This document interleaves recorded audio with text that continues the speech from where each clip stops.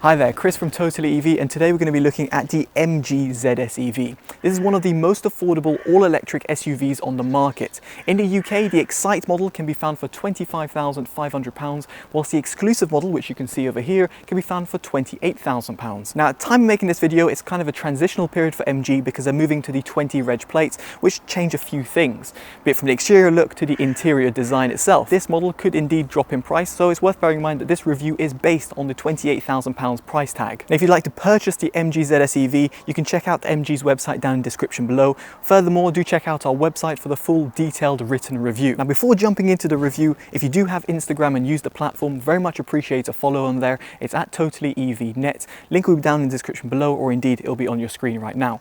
So without further ado, let's see if this all-electric budget SUV is worth your money. Now, let's start off this review by talking about something somewhat subjective: the exterior design and aesthetics of the ZS EV. Now, subjectively, I think it looks really nice, as it blends a sporty look from the front and the side profile of the vehicle and adds a somewhat family-friendly look from the rear of the vehicle. Now, I did ask people from their late 60s to their early 20s, and they all agreed with that opinion. Of course, yours might vary, so do let me know in the comments below what you think of the design of the vehicle. Now, here you'd like to know that the Excite model and exclusive model look somewhat similar. They both have 17-inch diamond cut alloys and the headlights included as standard. Now, when it comes to the roof, the Excite model does not have the silver roof rails or the sunroof. If you do want those features, you'll have to go for the exclusive model. Now, as for the color, the red color that we've got over here adds an additional £700 to your total bill. If you do not want to spend that money, you can go for the Arctic white, which comes as standard. Of course, there's cheaper options such as the blue color as well. Now, the most noteworthy point about the exterior design of the vehicle is the charging connector, which can be found on the MG logo at the front of the vehicle. Now, here the Type 2 and CSS ports provide two different options. Now, we'll get into charging and battery in just a bit, but it's worth bearing in mind that the cable, if you're using a public charge point, will be trailing from the front of the car to the side of the vehicle.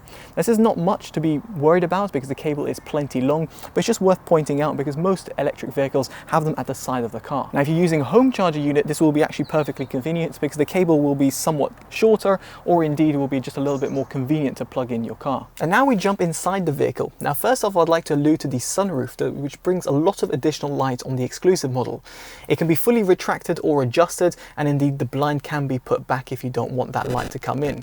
I like it because in the UK we get a very rare amount of sunlight, and here that extra ambient light inside the cabin is a very much welcome addition. Now, moving to something that is both present on the Excite and exclusive model is the steering wheel. It doesn't change between the two models, and what I really like about it is the design. Media controls on the left hand side, instrument cluster controls on the right hand side. Very simple yet effective. Now, as for the trim and the design and what it's made of, I feel it does entice a good premium feel.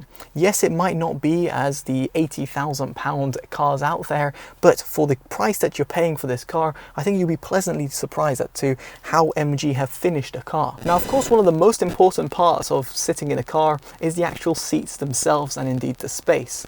Now, in this car, you've got 5 seats, 3 at the back, 2 at the front. Now, as for the seat comfort, they're very much comfortable and soft. They can be adjusted, at least on the driver's side, electronically via the exclusive model, and in this case from the rear ones, they're fixed. Now, what I quite like about the seats is that not only they can be adjusted, at least at the front seats, but the fact that they're perfectly positioned. By that I mean I am just under 6 foot and I've got plenty of room at the top of my head, and furthermore I don't feel cramped in terms of my leg. Here you've got compartment storage on each side of the passenger. Of course, the middle passenger won't have that additional storage, but it's great over here because your kids can pop in their, let's say, 10-inch tablets on the side of the car, whilst you can pop in a 500ml chili bottle with ease. There's further storage at the center console for 2 additional cup holders and a little compartment storage over here which allows you to throw in your sunglasses cables. As for the boot, there's 448 litres of space. Underneath the little compartment, what you'll also find is a little handy storage for your cables. There's no front space, so to speak, so on some EV models there's space at the front for the loss of the actual motor, but here there's the electric components of the ZS EV at the front of the car. Now, if you were to pop down the seats, which is very simple and easy operation to do for any person, here you've got 1,375 litres of space. This is plenty for you to fit in large luggages or small luggages, or indeed mountain bikes. Now, just above where you might place your smartphone are physical temperature controls. Now, these are somewhat of a rarity of modern day vehicles, but I like the fact that MG has preserved them. What I don't like, however, is the fact that the amount of time it takes for it to respond. By that I mean, if you were to adjust the temperature or indeed the fan speed, it kind of pops up after a couple couple of seconds on the infotainment display. Now this might seem somewhat trivial, but if you're someone who is constantly adjusting the temperature or indeed the fan speed, you might find yourself a little bit frustrated as the time it takes for it to actually respond and show you the temperature or indeed the fan on your screen. Now this brings me on to the 8-inch touchscreen display.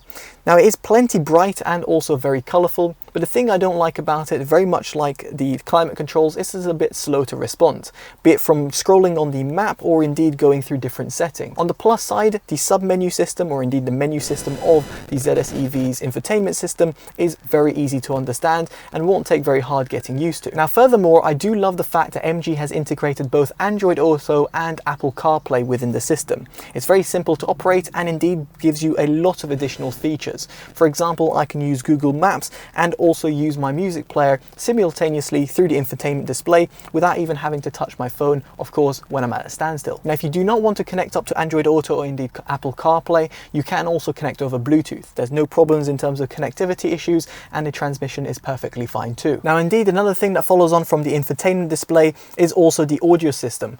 Now, in the exclusive model, there's a 6-speaker layout with 3D audio, whilst the Excite model has a 4-speaker layout instead. Now, if you'd like a detailed review and indeed analysis of the speaker system within the exclusive model, do check out the detailed review both on YouTube and on TotallyEV's website. Now, transitioning away from the infotainment display at the middle, we're going to talk about the instrument cluster. On the left-hand side, you've got a physical dial showing your speed. On the right-hand side, the power efficiency. And indeed, if you're recouping energy back into the battery, the dial will go from 0 to off and therefore means that you're recouping energy. In between the two dials, you've got a colorful display which shows you key information such as the remaining mileage that you've got on your remaining charge and indeed the current speed. You can customize this to a certain degree, but customization is somewhat limited. And now we get onto performance. How does the MG ZS EV feel like driving? Now, first off, in terms of its raw specs, the car has a 107 kilowatt single front mounted motor which delivers around 143 horsepower. Now, what does that mean and how does that translate? Well, as we're approaching the motorway over here, I can put my foot down at least to the speed limit. Now, in this case, what it means is that the car does perform really well and does respond. In this respect, the car has a 0 to 60 in around 8.5 seconds, whilst top speed is limited to 87 miles an hour.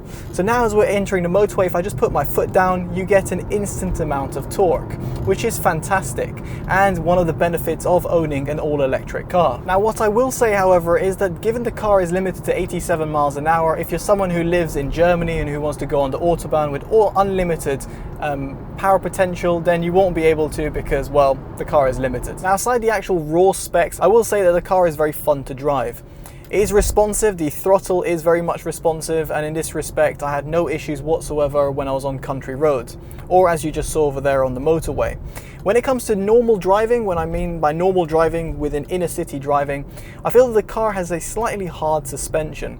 Now, this is an issue because it doesn't mean that it entices any more additional body roll. However, it does mean that when it comes to going over speed bumps, which is specifically predominant in the UK, then what you'll find is that the comfort isn't as you might expect from a family-sized SUV.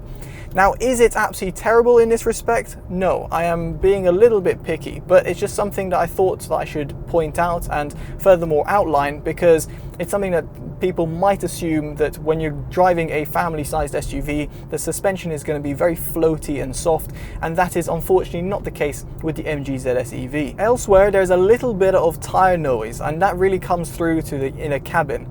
And when you're on the motorway and you're going a little bit faster, what you'll notice is a bit of wind noise coming from the A-pillars. Again, I'm being a bit nitpicky over here because comparing it to more expensive rivals which don't really suffer from this issue, but again, it's a trade-off that I'm very much willing to sacrifice if I was going to be buying this car. Now, energy consumption is extremely important. In this respect, the car has regenerative braking. As with all electric vehicles, there's 3 levels to choose from: level 1, 2 and 3, 3 being the most extreme case. When I say extreme, it does brake pretty much, giving you a one pedal approach. Therefore, it allows you to recoup as much energy as possible without having to reach for the brake pedal. This for me is the ideal scenario because I'm essentially recouping as much energy as I can back into the battery, whilst also meaning that I don't have to as frequently touch on the brake pedal. Now, as for the brake pedal itself, it is a little bit soft and therefore does take a little bit of getting used to. You have to put your foot down firmly if you do want to stop pretty quickly, and yet if you're coming to a slow standstill, what you'll have to do is apply a steady pressure and a constant linear pressure.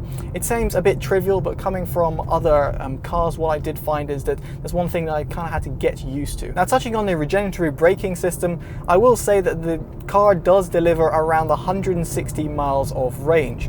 Now, in terms of charging, it will take around 6.5 hours to charge to full, whilst a quick charger, or which might be found on motorways or indeed higher speed chargers if you have them at home, will give you a full charge, or say 80% charge in around 40 minutes. Now, when it comes to safety, the MG ZS EV got 5 out of 5 stars with Euro NCAP, and you can see why. The car feels safe both inside the cabin and indeed seems to have all the right protection systems outside of the car. Now, in this respect, what I will say is that the exclusive model comes with a little bit more safety features. And there are blind spot assist, which allows you to see incoming traffic on your side mirrors, and cross traffic assist, which means that when you're reversing out of a parking space and you might have not seen an oncoming car or indeed a pedestrian, then what it means that it's going to basically brake for you or indeed alert you at the incoming danger. Now, across both models you will find active cruise control, front collision assist, so therefore if I went to brake over here, I would not ram at the back of the car in front of me. And then finally you've also got lane keep assist, which essentially tries to keep you within the lane. Now, what I did notice over here is that the car does ping a little bit in between the lanes and doesn't stay perfectly planted.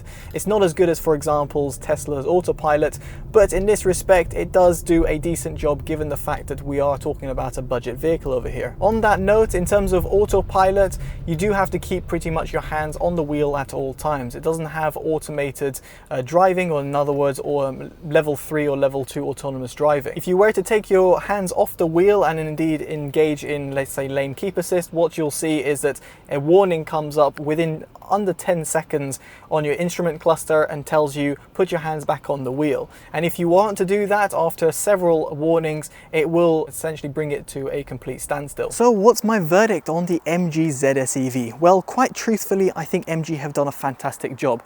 They've mixed in performance with style and indeed included it at an affordable price. Now, of course, its competitors will offer better range, better performance, different type of infotainment system, but ultimately they can't quite compete with MG in terms of the price points. As such, the ZS EV gets TotallyEV's Value Award.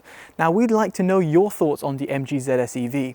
Do you own it? Were you thinking of it, or indeed looking at some of its competitors? Now, if you found this video helpful, do give it a like, subscribe to see more, and favorite and share if you feel it'll be helpful to one of your family and friends. I've been Chris from TotallyEV. Take care and bye-bye.